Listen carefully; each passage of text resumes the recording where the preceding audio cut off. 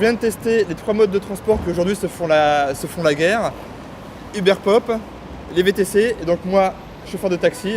On est parti de la place de l'Opéra autour de midi. On vient d'arriver à l'aéroport de Roissy.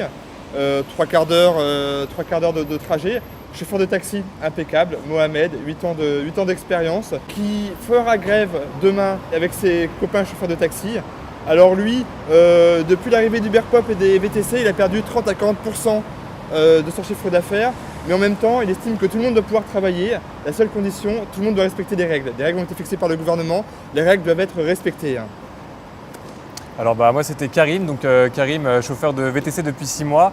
Il trouve inadmissible la concurrence déloyale faite par Uber dans la mesure où les chauffeurs de Uber Pop n'ont pas de formation, n'ont pas de réglementation. Ils peuvent conduire n'importe quelle voiture, arriver en Twingo, en Kangoo, etc., en basket avec une casquette. Il m'a parlé d'un chauffeur Uber Pop qui avait proposé du shit à son dernier client d'ailleurs. Et enfin bref, il trouve vraiment déloyale cette concurrence. Par contre, il ne comprend pas non plus le comportement des taxis, il ne le tolère pas, qu'on n'a pas à faire des actes de violence comme ça a été le cas.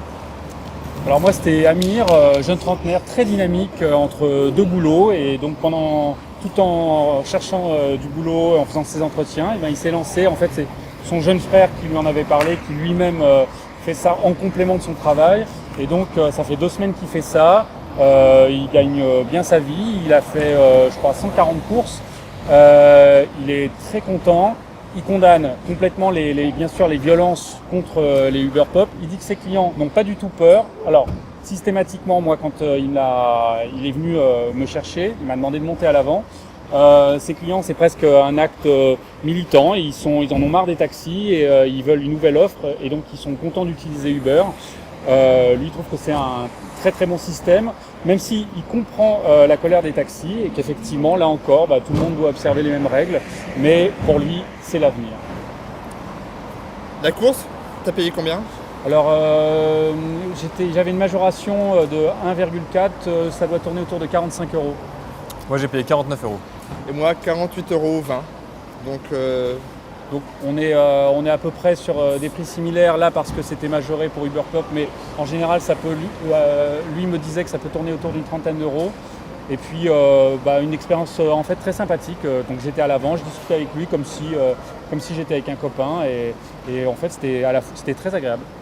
Même chose pour moi, un chauffeur très sympathique, assez critique envers sa profession, qu'il estime un peu archaïque, qui a un peu du mal à se moderniser, notamment en installant des lecteurs de carte bleue.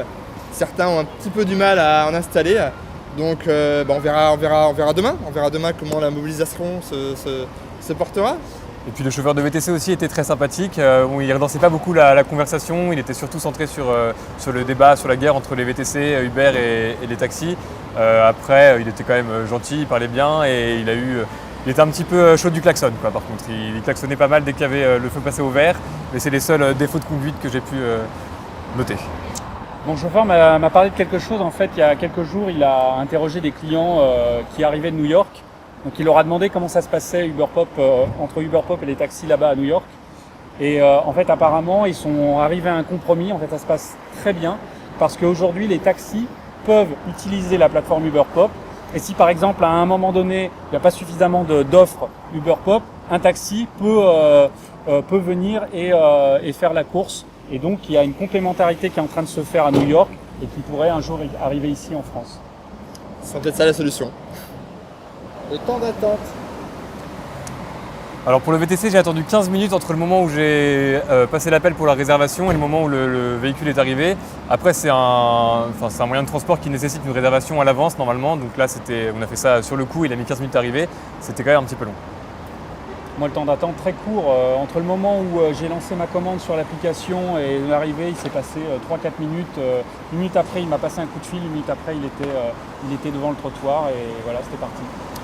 Moi, le temps d'attente, ça a été 0, puisque je me suis présenté à une station de taxi. Le taxi m'attendait, il m'a ouvert la porte et ça y est, c'était parti. C'est les taxis les meilleurs. Mais non, c'est Uber Pop, c'est l'avenir. C'est l'avenir. Qu'est-ce qu'a payé moins cher? Mais non, ils savent pas conduire. Tu rigoles ou quoi? Ils ont une formation, ils ont des cours. Ça, c'est des professionnels. Ils ont une formation en vidéo, certes, mais avec des critères de sélection très compliqués. Mon chauffeur avait loupé 2 fois, il avait le droit qu'à 3 essais. Et donc ils conduisaient très bien, fort sympathiques. Uber Pop, c'est l'avenir. Mais ils ont rien compris. Moi, ils ont une formation et en plus, c'est leur propre patron. Oui, enfin moi ils connaissent les routes de Paris par cœur. Ah, moi aussi. Ouais, mais avec les GPS, ça sert à rien. Non, mais de toute façon, l'histoire parlera pour nous. On verra.